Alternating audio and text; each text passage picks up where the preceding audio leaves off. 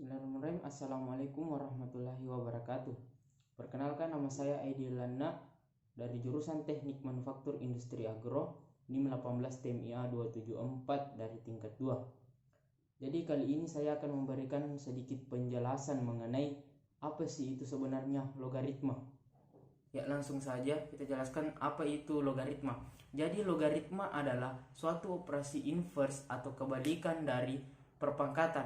Nah, jika diketahui perpangkatan A pangkat C sama dengan B, berarti kita dapat logaritmakan menjadi A log B sama dengan C. Ya, kita ambil contoh pada slide berikut ini, yaitu perpangkatan. 3 pangkat 4 sama dengan 81. Jika kita logaritmakan, yaitu 3 log 81 sama dengan 4. Nah, di sini kita bisa bandingkan atau kita bisa lihat perbedaannya, yaitu di logaritma hasil dari logaritma yaitu 4, sedangkan di perpangkatan itu 4 itu adalah pangkat dari perpangkatan tersebut. Nah, sedangkan di logaritma 3 itu adalah bilangan pokok atau bilangan basis. Nah, sama dengan di perpangkatan 3 itu adalah bilangan basis atau bilangan pokok. Nah, sedangkan di perpangkatan 81 adalah hasil dari perpangkatan, dan jika pada logaritma 81 ini bisa kita sebut sebagai numerus. Nah, di sini letak perbedaannya. Sedangkan cara bacanya bagaimana? Nah, cara bacanya yaitu ada beberapa cara. Yang pertama itu cara gampang. Cara gampangnya itu 3 pangkat berapa menghasilkan 81. Nah, itu sama dengan 4. Nah, yang ini adalah cara benarnya. Cara benar membaca logaritma, yaitu log 81 basis 3 sama dengan 4. Atau juga umum bisa disebut dengan 3 log 81 sama dengan 4. Mungkin itu saja yang bisa saya jelaskan tentang apa itu logaritma. Lebih dan kurangnya mohon dimaafkan. Wabillahi taufiq wal hidayah. Wassalamualaikum warahmatullahi wabarakatuh. Bismillahirrahmanirrahim. Assalamualaikum warahmatullahi wabarakatuh. Perkenalkan, nama saya Aidi Lana dari jurusan Teknik Manufaktur Industri Agro NIM 18 TMIA 274 dari tingkat 2. Kali ini saya akan memberikan sedikit penjelasan mengenai volume, keliling, dan luas. Ya, langsung saja kita melangkah ke materinya, itu luas, keliling, dan volume. Yang pertama, pengertiannya.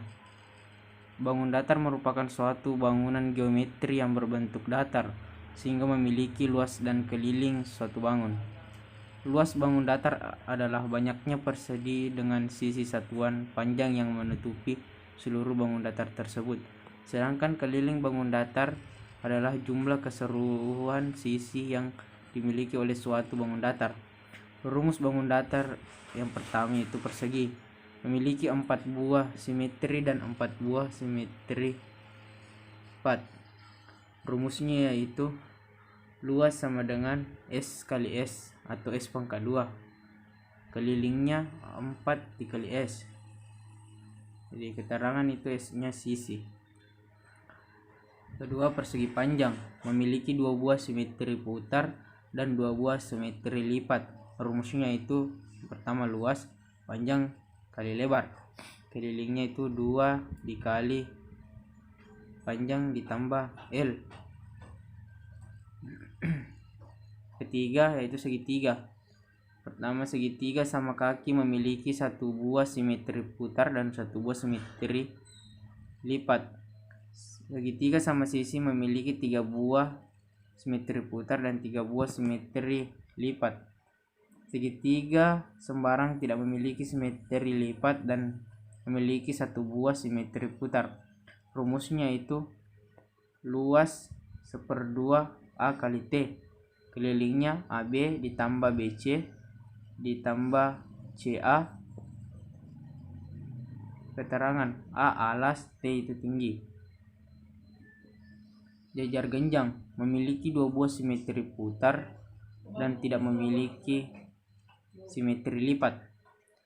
Rumusnya itu luas A kali T, kelilingnya AB ditambah BC ditambah CD ditambah AD. A itu alas dan T itu tinggi. Selanjutnya kita melangkah ke trapesium.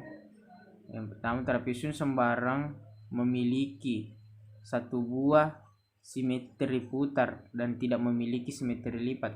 Trapesium sama kaki memiliki satu buah simetri putar dan satu buah simetri lipat. 3. Trapesium siku-siku memiliki satu buah simetri putar dan tidak memiliki simetri lipat. Rumusnya yang pertama luas 1/2 dikali jumlah sisi sejajar dikali tinggi. Kelilingnya AB ditambah BC ditambah CD ditambah DA. Bisa dilihat seperti gambar di bawah ini. Layang-layang memiliki satu simetri putar dan satu simetri lipat. Rumusnya itu yang pertama luas 1/2 dikali kita definisikan di sini sebagai D1 dikali D2. Keliling itu 2 dalam kurung AB ditambah BC. Keterangan D itu diagonal. Jadi diagonal 1 dan diagonal 2. 9. Belah ketupat memiliki 2 buah simetri lipat dan 2 buah simetri putar. Yang rumusnya yang pertama luas 1/2 dikali D1 dikali D2. Kelilingnya 4 dikali S. D itu kembali lagi diagonal. Lingkaran memiliki simetri lipat dan simetri putar yang tak terhingga. Rumusnya pertama luas Pi dikali R pangkat 2. Yang kedua kelilingnya ID. Keterangan itu 3,14 atau 22/7.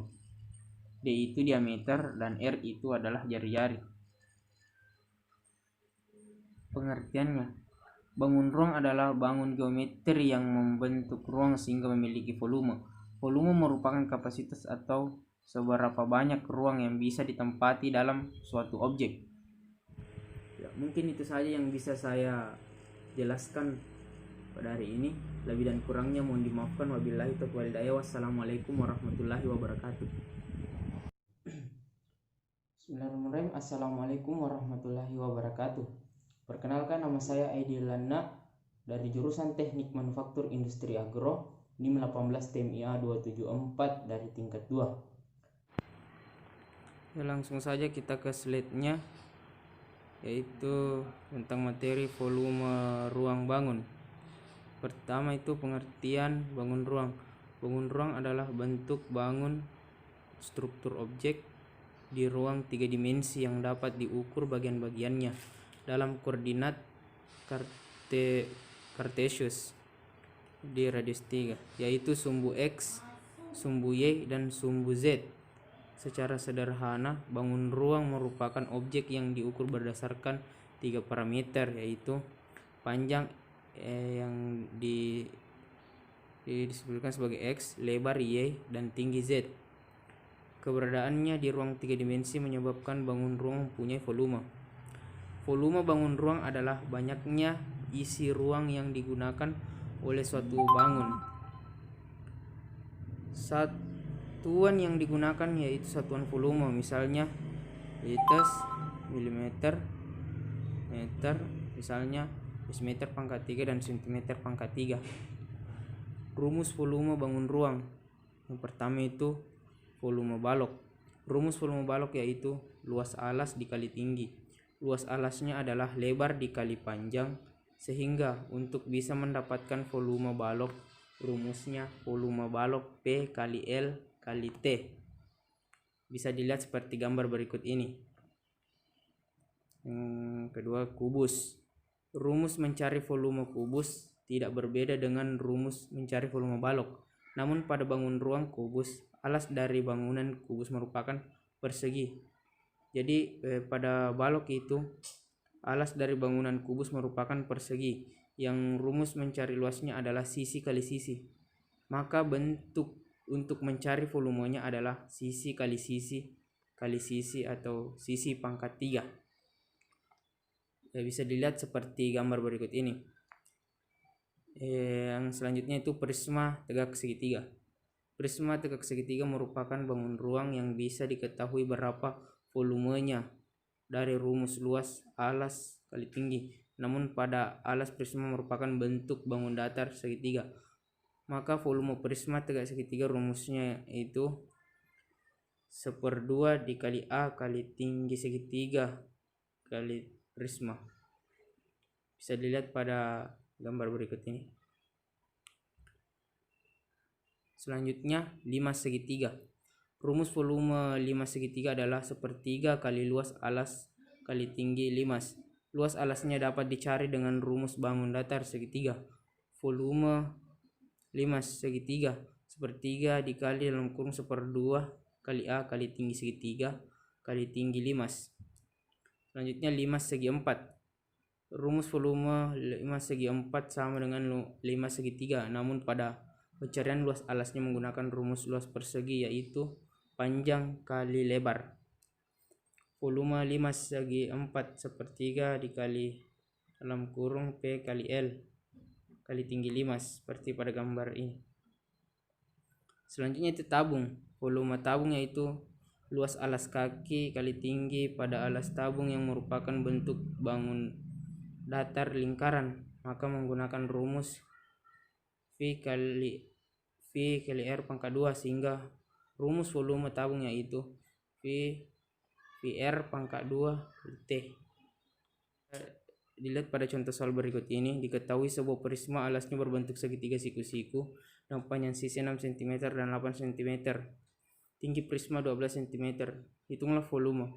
Jadi volumenya itu kita masukkan saja rumusnya, itu 1/2 dikali A dikali tinggi segitiga dikali tinggi prisma, sama dengan 1/2 dikali tingginya tadi 6 cm, A nya 6 cm dikali 8 cm, yaitu tinggi dari prisma 12 cm, sama dengan 288 cm pangkat 3.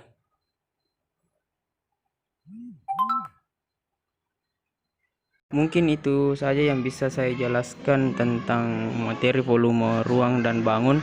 Lebih dan kurangnya mohon dimaafkan. Wabillahi taufiq wal hidayah. Wassalamualaikum warahmatullahi wabarakatuh.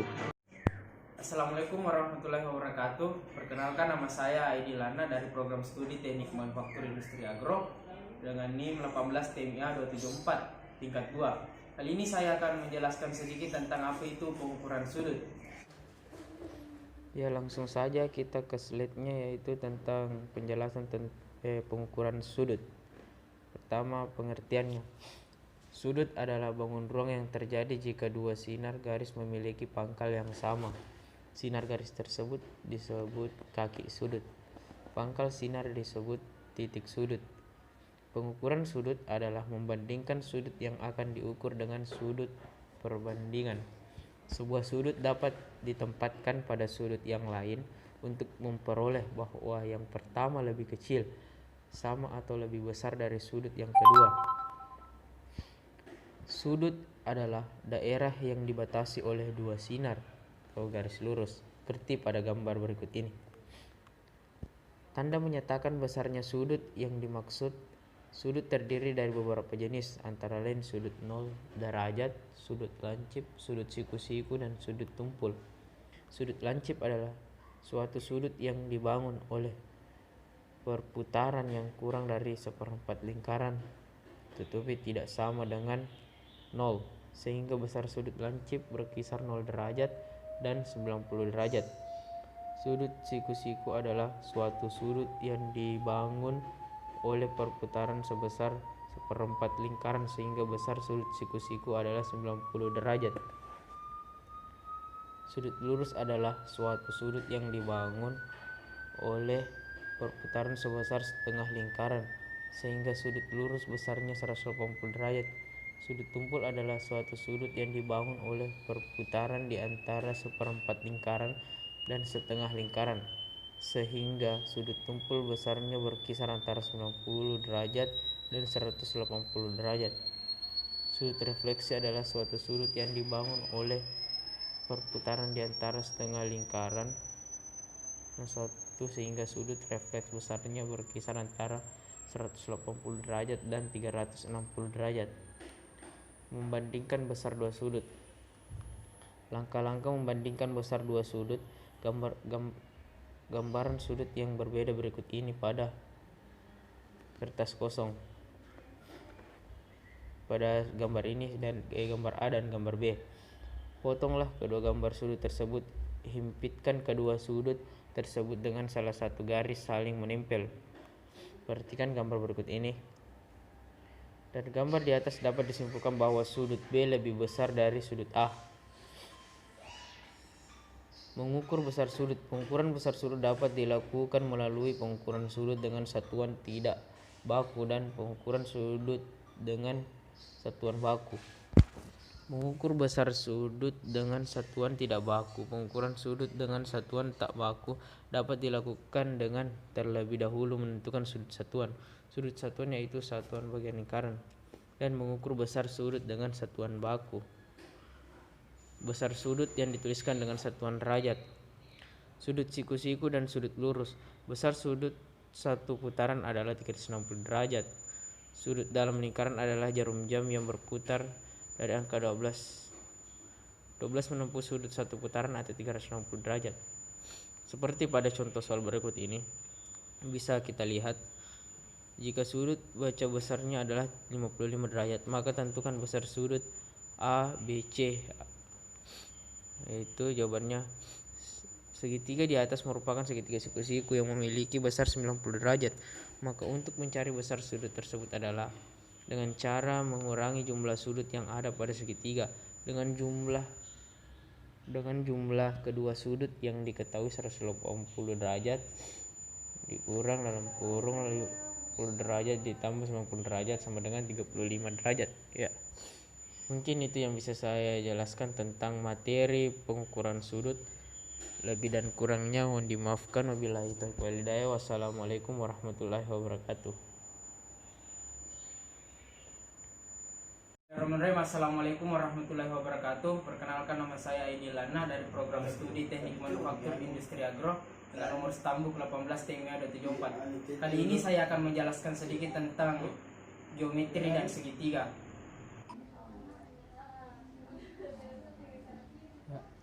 Langsung saja kita ke slide-nya tentang penjelasan materi geometri dan segitiga. Jadi pertama, pengertian geometri. Geometri merupakan salah satu cabang dari matematika yang fokus pada pengukuran, pernyataan berkait bentuk, posisi relatif sebuah gambar, pandangan ruang, dan lain sebagainya. Geometri terbagi menjadi geometri dimensi 1 dan geometri dimensi 2. Geometri dimensi 1. Pada geometri dimensi 1 terdapat titik dan garis. Titik adalah suatu yang memiliki posisi namun tidak memiliki ukuran, baik itu luas maupun volume. Sedangkan garis ialah kumpulan dari titik-titik yang berderet sampai pada jarak tak hingga. Dan untuk membentuk sebuah garis diperlukan minimal 2 titik yang dapat tarik garis lurus dari salah satu titik ke titik lainnya, seperti pada gambar berikut ini. Selanjutnya itu geometri dimensi 2. Diketahui dimensi 2 berbentuk bidang datar sehingga pada dimensi 2 itu terkait dengan bentuk bangun datar yang terdapat pada dimensi 2. Berbeda dengan dimensi 1, bangun datar pada dimensi 2 memiliki ukuran berupa panjang, luas, dan keliling. Geometri dimensi 2 yaitu persegi, persegi panjang, jajar ganjang, trapesium, layang-layang, belah ketupat, lingkaran, dan segitiga.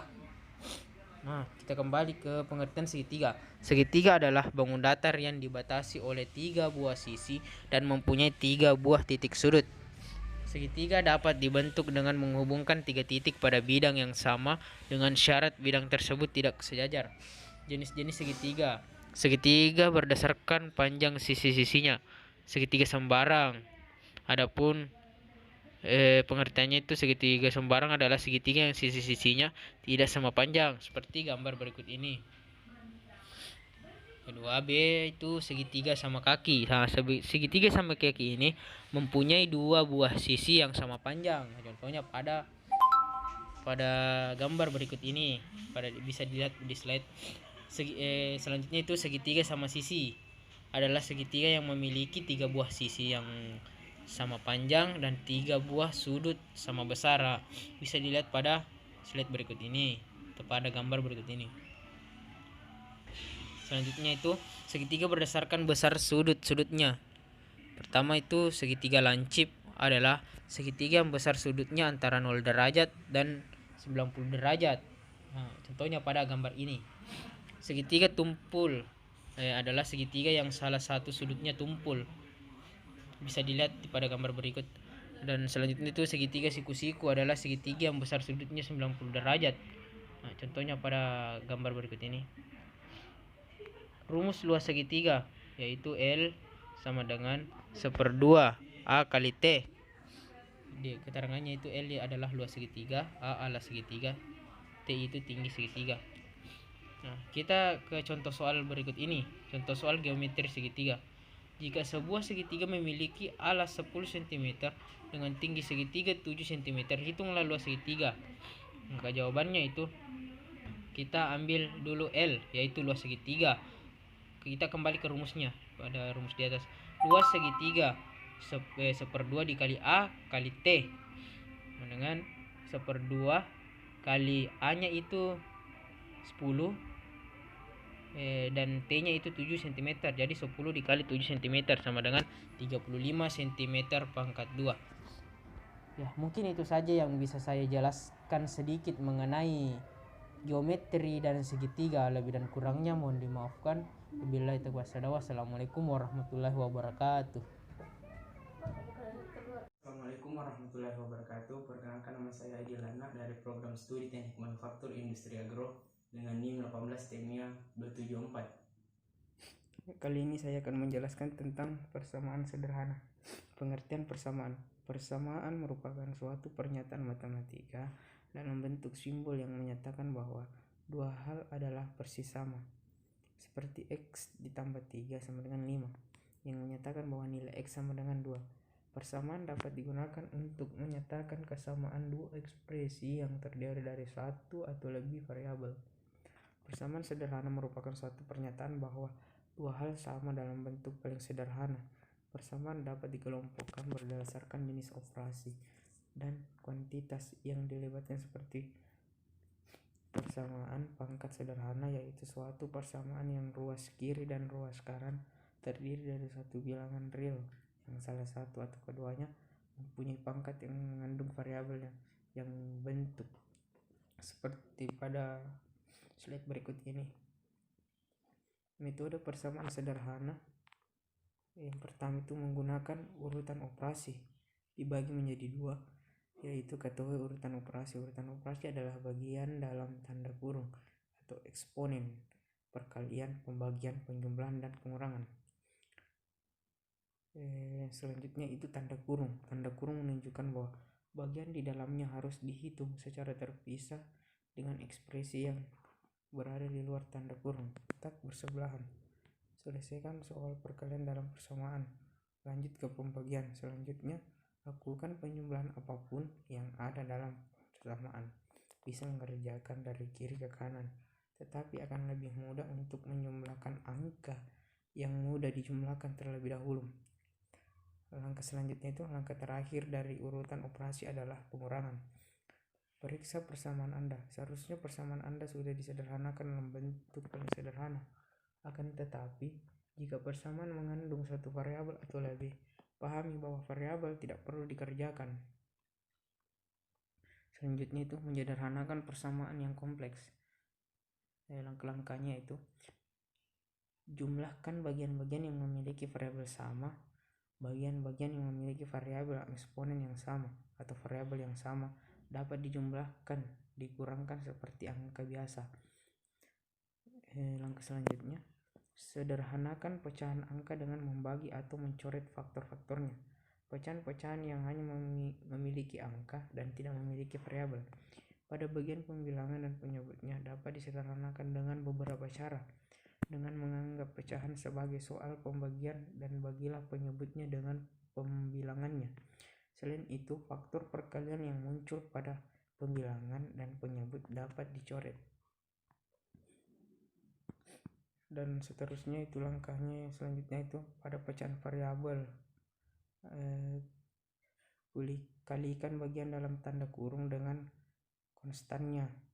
Yang itu langkah terakhir, sederhanakan dengan menfaktorkan. Jadi penfaktoran ini adalah teknik yang dapat digunakan untuk menyederhanakan beberapa ekspresi variabel termasuk polinominal. Seperti pada contoh soal berikut ini, saya akan menjelaskan satu contoh soal saja. Tentukan penyelesaian dari 2 pangkat 2x ditambah 1 dikurang 2x dikurang 6 sama dengan 0. Jadi jawabannya itu 2 pangkat 2x ditambah 1 dikurang 2x kurang 6 sama dengan 0. 2 pangkat 2x kita ikuti saja tadi pada langkah-langkahnya itu untuk 2 pangkat 2x 2 pangkat 1 dikurang 2x dikurang 6 sama dengan 0. Kita kasihkan dalam kurung 2x, dalam kurung itu 2x pangkat 2 dikali 2 dikurang 2x dikurang 6 sama dengan 0. Misalnya y sama dengan 2x, 2y pangkat 2 dikurang y dikurang 6 sama dengan 0. Dalam kurung itu 2y ditambah 3 y dikurang 2 sama dengan 0. Y sama dengan minus 3 per 2 atau y sama dengan 2. Ya, mungkin itu saja yang bisa saya jelaskan sedikit mengenai persamaan sederhana. Lebih dan kurangnya mohon dimaafkan. Wabillahi taufiq wal hidayah. Wassalamualaikum warahmatullahi wabarakatuh. Assalamualaikum warahmatullahi wabarakatuh. Perkenalkan, nama saya Adi Lana dari program studi teknik manufaktur industri agro dengan NIM 18 TEMIA 274. Oke.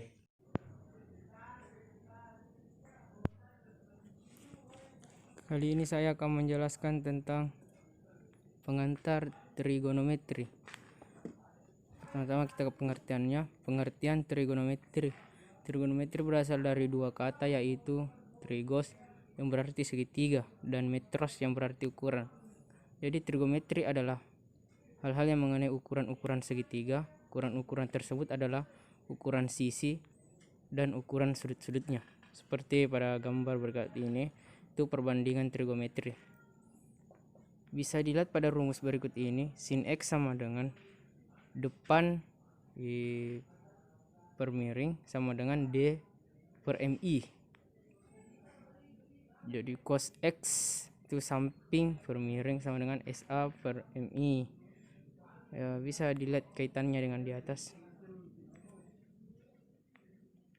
Nilai-nilai fungsi trigonometri, sudut istimewa fungsi. Fungsinya itu biasa sudut 0 derajat, 30 derajat, 45 derajat, 60 derajat, dan 90 derajat. Sinnya itu 0.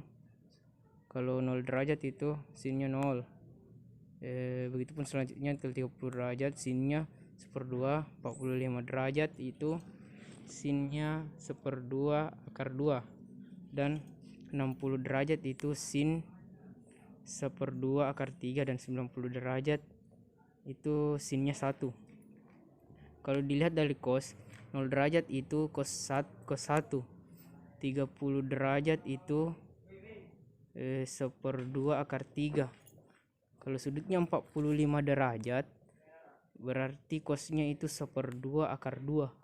Kalau sudutnya 60 derajat cosnya itu 1/2. Itu pun sudut 90 derajat berarti cosnya adalah 0.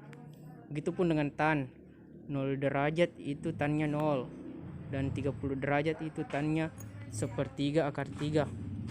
Jika 45 derajat tannya itu 1. Kalau 60 derajat tannya itu akar 3, dan 90 derajat itu tannya adalah alfa. Identitas trigonometri, sin 2a tambah cos 2x sama dengan 1. 1 ditambah tan cos x. 1 ditambah cos 2x sama dengan cos 2x. Pada rumus berikut ini dan gambar berikut ini.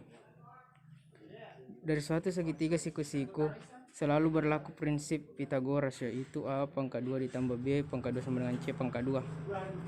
A tambah 2 ditambah b pangkat 2 sama dengan c pangkat 2. Bagi kedua ruas dengan c2 diperoleh persatuan baru, yaitu a pangkat 2 bagi c pangkat 2 ditambah b pangkat 2 per c pangkat 2 sama 1. Pada contoh soal berikut ini bisa dilihat, tentukanlah nilai-nilai dari sin 120 derajat tambah cos 210 derajat ditambah cos 315 derajat. Jadi bisa dilihat pada jawaban berikut ini. Jadi hasilnya itu sin 120 ditambah cos 210 derajat ditambah cos 315 derajat itu sama dengan 1/2 akar 3 dikurang 1/2 akar 3 ditambah 1/2 akar 2. Jadi sama dengan 1/2 akar 2. Mungkin itu saja yang bisa saya jelaskan tentang materi kali ini, yaitu pengantar trigonometri. Lebih dan kurangnya mohon dimaafkan. Wabillahi taufiq wal hidayah. Wassalamualaikum warahmatullahi wabarakatuh. Assalamualaikum warahmatullahi wabarakatuh. Perkenalkan, nama saya Adi Lana dari program studi Teknik Manufaktur Industri Agro dengan NIM 18 TEMIA 274. Oke. Kali ini saya akan menjelaskan tentang koordinat Kartesius menjadi koordinat kutub. Sebelumnya kita akan melangkah ke pengertian terlebih dahulu. Koordinat Kartesius, suatu titik merupakan posisi suatu titik dalam arah sumbu X dan dalam arah sumbu Y. Terdapat titik asal 0,90 sampai titik pusatnya. Koordinat Kartesius ditulis dengan notasi titik P X, Y. Koordinat kutub atau polar, suatu titik merupakan besarnya jarak suatu titik tertentu P X Y terhadap titik asal 0,0 dan besarnya sudut yang terbentuk oleh garis OP terhadap sumbu X. Koordinat kutub ditulis dengan notasi P R, X derajat. Untuk mengonversi koordinat Kartesius menjadi koordinat kutub dari suatu titik digunakan rumus sebagai berikut. Koordinat Kartesius koordinat kutub P X Y P R, X derajat, di mana R sama dengan akar X pangkat 2 ditambah Y pangkat 2, X sama dengan tan dikurang 1 Y per X atau tan X Y per X. Untuk mengonversi koordinat kutub menjadi koordinat Kartesius dari suatu titik digunakan rumus sebagai berikut. Koordinat kutub ke koordinat Kartesius seperti rumus berikut ini. Dimana X sama dengan R kali cos X derajat, Y sama dengan R sin derajat. Mengonversi koordinat Kartesius ke koordinat kutub. Satu cara singkat koordinat Kartesius adalah suatu titik yang digambarkan pada sumbu X dan sumbu Y terdiri dari absir nilai X dan koordinat nilai Y ditulis P X Y seperti pada gambar berikut ini. Itu koordinat kutub adalah koordinat yang digambar pada sumbu X dan Y terdiri dari nilai R sama dengan SQRT X2 ditambah Y di dalam kurung itu 2 dan sudut 8 yaitu sudut yang dibentuk oleh garis OP dan OX ditulis P R0 seperti gambar berikut ini. Ketiga, hubungan koordinat Kartesius dengan koordinat kutub diperlihatkan oleh gambar berikut ini. Silakan diperhatikan gambarnya. Selanjutnya nomor 4, dan gambar di atas diperoleh hubungan jika pada koordinat Kartesius titik P X Y diketahui, maka koordinat kutub PRO dapat ditentukan dengan menggunakan rumus sebagai berikut. R sama dengan akar X pangkat 2 ditambah Y pangkat 2. Jadi tannya itu 0 Y per X sama dengan 0 tan Y per X. 5. Dengan demikian apabila koordinat Kartesius P dalam kurung X Y dinyatakan menjadi koordinat kutub, dapat dinyatakan dengan P dalam kurung akar X pangkat 2 ditambah Y pangkat 2 arkan Y per X. Begitupun seterusnya pada nomor 6 dan 7 dengan mempunyai rumus sin 0 Y per R Y sama dengan R sin 0. Begitupun, dan kita melangkah ke contoh soalnya, itu konversikan koordinat Kartesius P dalam kurung 4 dikurang 3 menjadi koordinat kutub. Itu penyelesaiannya diketahui X sama dengan 4, Y sama dengan min 3, maka S sama dengan akar X pangkat 2 ditambah Y pangkat 2 sama dengan akar 4 pangkat 2 ditambah minus 3 pangkat 2 sama dengan akar 25 sama 5. X tan kurang min 1 dikurang 1 Y per X dan tan dikurang 1 dalam kurung min 3 per 4, dan hasilnya itu 36,69 derajat atau min 37 derajat. Jadi koordinat kutubnya itu 5,32 derajat. Ya mungkin itu saja yang bisa saya jelaskan tentang koordinat kartesius menjadi koordinat kutub. Lebih dan kurangnya mohon dimaafkan. Wabillahi taufiq wal hidayah. Wassalamualaikum warahmatullahi wabarakatuh. Assalamualaikum warahmatullahi wabarakatuh. Perkenalkan, nama saya Edi Lana dari program studi teknik manufaktur industri agro dengan NIM 18 Temia 274. Oke. Kali ini saya akan menjelaskan tentang diferensial dan integral. Jadi diferensial itu adalah fungsi lain dari suatu fungsi sebelumnya. Misalnya fungsi f menjadi f yang mempunyai nilai tidak beraturan. Sifat-sifat diferensial atau turunan, yang pertama itu turunan suatu konstanta c jika y sama dengan c maka y sama dengan 0. Turunan perkalian fungsi dan konstanta jika y sama dengan c f dalam kurung x maka y 1 sama dengan c f 1 dikali x. Turunan penjumlahan atau pengurangan fungsi jika y sama dengan x di lebih besar x maka y pangkat 1 sama dengan u dalam kurung x dikurang f kurung x minusnya itu f pangkat 1 dalam kurung x. Dan selanjutnya itu turunan perkalian fungsi bisa dilihat pada rumus berikut ini. Begitu pula pada turunan pembagian dan turunan fungsi komposisi rantai jika y f dalam kurung x fungsi g fungsi x adalah dy per dx sama dengan dy per dg 1 dg per dx. Rumus umum turunan fungsi aljabar seperti pada rumus yang saya tulis ini bisa dilihat, yaitu y sama dengan k, y pangkat sama dengan 0. Begitupun seterusnya sampai ke perkalian dalam kurung dan pembagian. Rumus umum turunan fungsi trigonometri seperti pada materi yang lalu ditahu trigonometri itu y sama dengan sin x dan y pangkat sama dengan cos x dan seterusnya. Turunan kedua dari suatu fungsi y fx adalah turunan dari turunan pertama yang diberi lambang y pangkat n sama dengan f pangkat n dalam kurung x sama dengan d pangkat 2 y per dx pangkat 2 sama dengan d pangkat 2 f dibagi di per dx pangkat 2.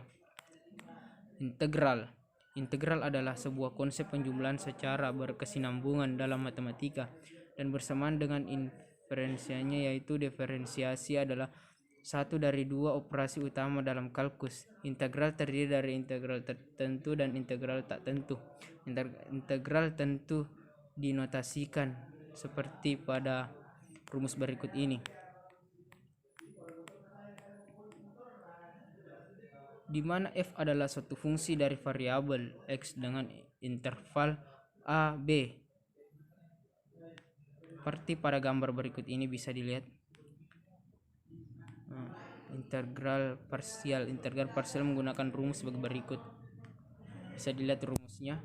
Prinsip dasar integral parsial, salah satunya dimisalkan u, sisi yang lain termasuk dx dianggap sebagai dv, sehingga bentuk integral parsial adalah seperti pada rumus berikut ini. Kita melangkah ke contoh soal, jadi saya akan menjelaskan satu contoh soal berikut ini, yaitu diferensial. Diketahui fx sama dengan x pangkat 2 ditambah 4x dikurang 3. Nilai dari f pangkat 2 kurung 5 sama dengan, jawabannya itu f dalam kurung x sama dengan x pangkat 2 ditambah 4x dikurang 3. Maka f pangkat 1 dalam kurung x sama dengan 2x ditambah 4. F pangkat 1 dalam kurung 5 sama dengan 2 dikali 5 ditambah 4. Jadi f pangkat 1 dikali 5 sama dengan 14. Mungkin itu saja yang bisa saya saya jelaskan tentang materi berikut ini, yaitu diferensial dan integral. Lebih dan kurangnya mohon dimaafkan. Wabillahi taufiq wal hidayah. Wassalamualaikum warahmatullahi wabarakatuh.